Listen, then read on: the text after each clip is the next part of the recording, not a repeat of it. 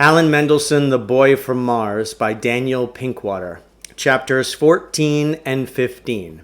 Chapter 14. On the bus to West Kangaroo Park, we took turns reading a page at a time of the mind control course to each other. The first part was just like the lecture Samuel Klugarsh had given us. There was a picture of the light bulb, the cauliflower brain, the radio diagram cauliflower brain, and the guy looking happy who had taken the Klugarsh mind control course. The book was all in capitals set far apart, with big spaces between the lines. It was mimeographed in fuzzy purple letters. On every page, there was a slogan like the ones on the signs in Samuel Klugarsh's bookstore. Think before you act, before you think, before you act. Or, never put off until tomorrow what you can do yesterday. Even though there were a lot of pages in the book, there weren't many words, and the pages went by fairly fast. What with the big print and the big spaces and the slogans on every page, there wasn't much text. After we got through with the part that was just a repeat of Samuel Klugarsh's lecture and all the pictures and diagrams, there were only a few pages left. The section on how to use the mind control omega meter just said to clip the wires to your earlobes and make yourself comfortable and try to produce omega waves. It said that when you start putting out omega waves, the machine would automatically play jingle bells. We already knew all that. The book also told how to change the batteries.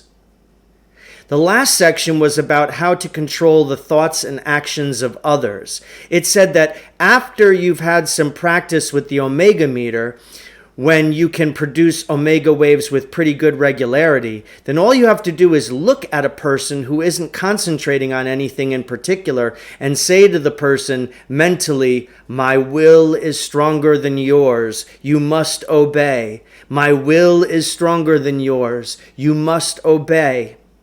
Then you tell the person what you want him to do mentally, and he does it. The book said that after you get real good at controlling the thoughts and actions of others, you don't even have to look at them. You just think, and they do whatever you tell them. Then the promise that any person who has the power of Klugarsh mind control will never use his power to steal money or overthrow the government was printed in a little box, and we were through with the book. We weren't even halfway home. Alan Mendelsohn sort of leafed back and forth through the mind control course. He didn't say anything, and neither did I, but we were both feeling sort of uneasy about the whole thing. "You don't think Samuel Klugarsh cheated us, do you?" I wanted to ask him, but I didn't. I didn't say anything. Then we got the omega meter out. We looked it over. It was a transistor radio, the cheap kind, the kind they sell in drugstores around the bus station in Hogborough for $3.19.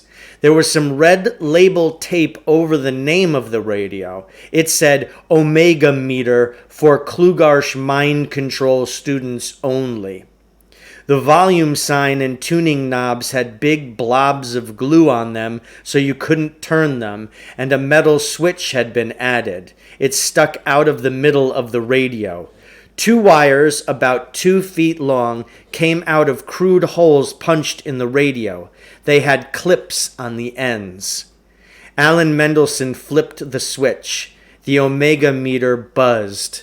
The 2 alligator clips accidentally touched and made a little yellow spark. He flipped the switch off. "Do you think any of this is going to work?" I asked him. "Of course it is," Alan Mendelsohn said. "Sure it works. I mean, we have $24 invested in this setup. We ought to at least give it a real good try. It'll work. Why shouldn't it work? Anyway, if it doesn't work, maybe we can find somebody to sell it to." Alan put the omega meter and the mind control course back into the paper bag. Neither of us said anything for the rest of the ride. We got off the bus near Alan Mendelsohn's house. We decided to go there and practice with the omega meter. Nobody was home at Alan Mendelsohn's house. His father was at work, and his mother had gone to her handwriting analysis class. She'd be gone for the rest of the afternoon. Alan made us each a peanut butter and banana sandwich and a glass of root beer, and we went into his room to work with the omega meter. I tried it first. The alligator clips hurt, and after a while they made your earlobes all red. I tried to produce omega waves sitting, standing, and lying down. Nothing worked. The omega meter buzzed. My ears hurt, and no jingle bells played. Then Alan Mendelsohn tried it. He sat down on the floor with his legs crossed. "This is the lotus position," he said. "Swamis and yogis sit this way when they meditate." Alan closed his eyes and breathed very deeply and noisily through his nose for a time. "This is to make me calm," he said. Then he clipped the wires to his ears. The omega meter buzzed as it had for me. Alan Mendelsohn did not give up. He pressed his palms together and shut his eyes very tight. Beads of sweat started to appear on his forehead. Still, the machine buzzed. He kept on meditating. The machine kept on buzzing. After a while, he was meditating so hard that his hands were shaking. Still, the machine buzzed. "Let me try again," I said. "You might as well," Alan Mendelsohn said. "I'm getting tired and my ears hurt." We had another root beer before I took my turn. I was sort of impressed by Alan's meditating, and I decided I would try it too. I got a pillow from Alan's bed and sat cross-legged on it. I pressed my palms together and did the deep breathing until I felt sort of dizzy. Then I clipped the wires to my ears and switched the machine on. It buzzed. I wasn't able to keep it up as long as Alan Mendelsohn had. My back started to hurt as well as my ears. "I want to try again," Alan Mendelsohn said. "This time I'm going to chant Om." Alan has this book, Advanced Lessons in Yoga and Meditation. That's where he learned all about the lotus position and chanting Om. "Om," he hummed. "Om, Om, Om, Om." It sounded sort of nice. "Chant with me to help me get in the mood," he said. "Om," I hummed. Alan clipped the wires to his ears. "Om," he chanted. "Om," I chanted. He flipped the switch. Buzz went the omega meter. We kept it up for as long as we could. Then we switched off the machine and looked at each other. "Maybe there's something wrong with the machine," I said. "We should have tested it when we were at Samuel Klugarsh's bookstore," Alan Mendelsohn said. "I have to go home soon," I said. "What do you think we should do with this machine?" Maybe we can return it to Samuel Klugarsh," Alan Mendelsohn said. "Do you think he might give us our money back?" "Maybe he'll let us trade it for books." "Well, I'm going home," I said, not moving. "Yeah, well, Leonard, see you tomorrow," Alan Mendelsohn said, not moving. "Yeah, well, yeah." "Damn it, this machine is a fake," I said. "We got gypped. We wasted all our money that we were going to buy used comic books and weird books with. What made you think that this would work? It's all your fault. I would never have bought this thing if you didn't want to." I was pretty mad at Mendelsohn all of a sudden. "It wasn't my fault," Mendelsohn said. "You never said you had any doubts. If you didn't want to spend your money on this, you should have said something." I guess we both got gypped, I said. I guess we did. We both sat still for a long time. Neither one of us said anything. Then we both started to laugh. Alan Mendelsohn pushed me. I was still sitting in the lotus position, and I fell over on my back, my crossed legs in the air. I started laughing so hard that I couldn't get up or uncross my legs. "Klugarsh mind control!" I howled. "Klugarsh, Klugarsh, Klugarsh!" "I am Klugarsh, famous scientist and genius," Alan Mendelsohn said. "See this picture of a light bulb? See this picture of a silly idiot smiling? I can talk to people on Mars. Klugarsh Research Associates has developed this cheap transistor radio that talks to Mars." I was laughing so hard that my eyes were wet with tears. Alan Mendelsohn was really funny. "See? I clip these things to my ears and throw the switch and produce omega waves. Then I talk to Mars," Alan Mendelsohn said. He clipped the wires of the omega meter to his ears and threw the switch. The machine buzzed. "Now I'm in the office of Martian High Commissioner drinking Fleegix," Alan Mendelsohn said. Then he began to laugh so hard that he couldn't talk. Both of us were flat on our backs laughing, with tears running down the sides of our faces and into our ears. The omega meter attached to Alan Mendelsohn's ears buzzed away. We laughed and laughed until it hurt to laugh any more. Then we just lay there sighing. The omega meter buzzed. "We're really suckers," Alan Mendelsohn said. "I'm supposed to be smart, but Samuel Klugarsh really made a monkey out of me." He was still sort of chuckling. "I give up." We both lay there getting over having laughed so much.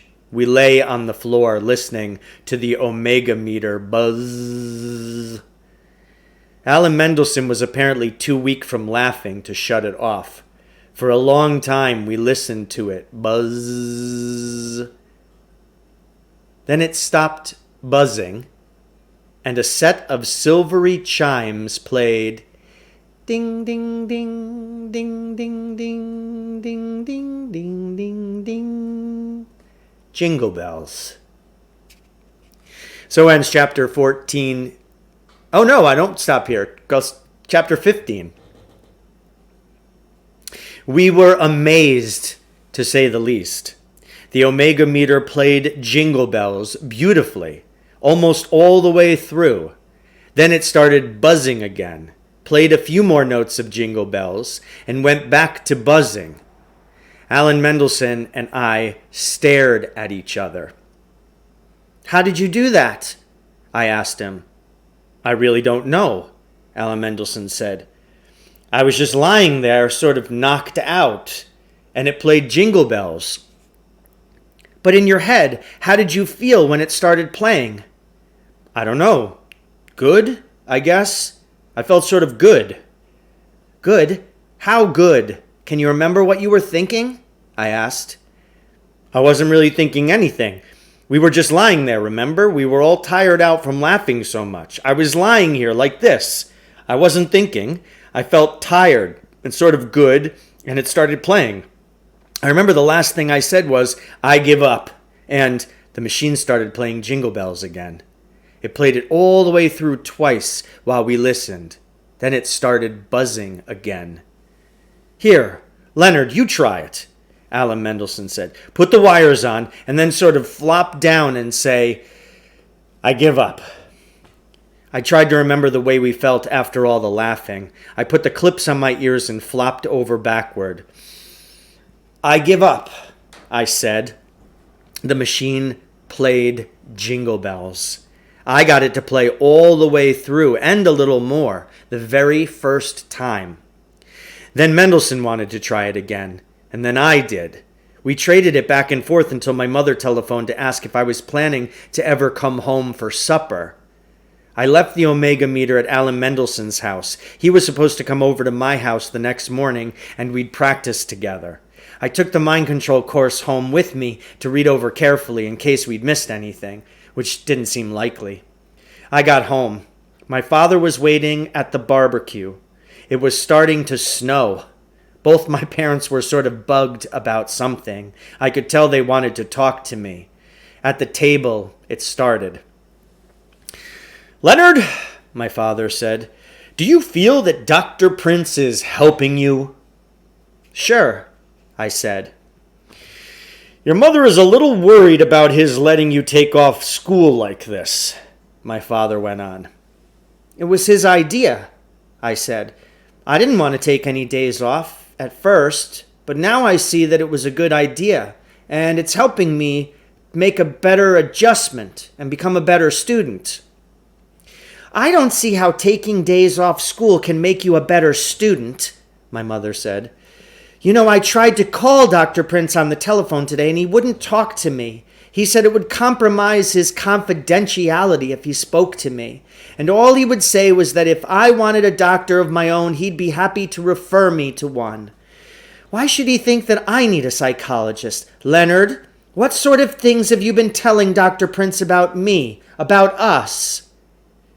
I could see I was going to have to be careful with this. It was a lucky thing I had read that book about psychiatry. "I've been telling him that you're worried about me because I don't do well in school, and that upsets me and makes me worry about you, and that makes it even harder for me to do my schoolwork. I guess maybe Dr. Prince thought that you were so upset about me that you needed someone to talk to. I mean, you called him, didn't you?"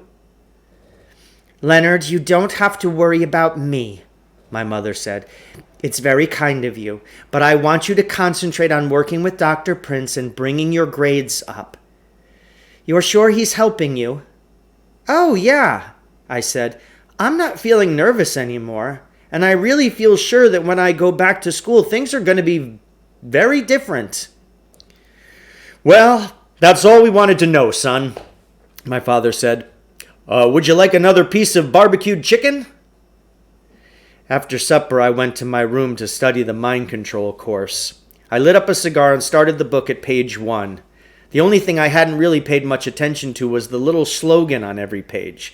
They seemed sort of sappy at first glance. I tried to figure out if maybe they contained some message I had missed the first time. They still seemed sort of sappy. For example, "Feelings are facts. If you feel a thing is so, it is." And "Damn the torpedoes, Gridley, full speed ahead." And "Never try to reason with feelings, obey them." I really couldn't make much sense out of the slogans. Finally, I put the book away and tried to practice my omega waves without the meter. The practice paid off. When Alan Mendelsohn brought the omega meter over the next morning, I found I could get it to play Jingle Bells for 10 or 15 minutes at a stretch. Alan had stayed up late practicing with the omega meter, and he could do even better, but he couldn't tell when he was producing omega waves without the meter, and I could. We took turns all morning, and by lunchtime we had gotten so we could turn the omega waves on and off. My mother made lunch for us, noodle soup and grilled cheese sandwiches. After lunch, she asked us to take Melvin for a walk. We put on our coats, leashed up old Melvin, and went outside. It was cool and crisp. Melvin liked that kind of weather, and he was almost wide awake. We sort of strolled around the neighborhood, and Melvin lifted his leg on various things. "Have you noticed that Melvin sort of favors his right leg?" Alan Mendelsohn asked. "Let's try using mind control to get him to use his left leg." We came to one of Melvin's regular stops, a lamppost around the corner from my house. We both went into State 26 and mentally commanded him. "My will is stronger than yours, you must obey. My will is stronger than yours, you must obey. Lift your left leg." Melvin lifted his right leg, as he usually did. "This may not work on dogs," I said. "Let's find a human who doesn't seem to be concentrating on anything in particular." There wasn't a soul on the street. This was one of the things I had first noticed about West Kangaroo Park. There were never any people walking around. In the old neighborhood, there were always people walking, people standing and talking, people just standing, people leaning out of their windows. You never saw anybody in the new neighborhood. "Let's go where there are some stores," Alan Mendelsohn said.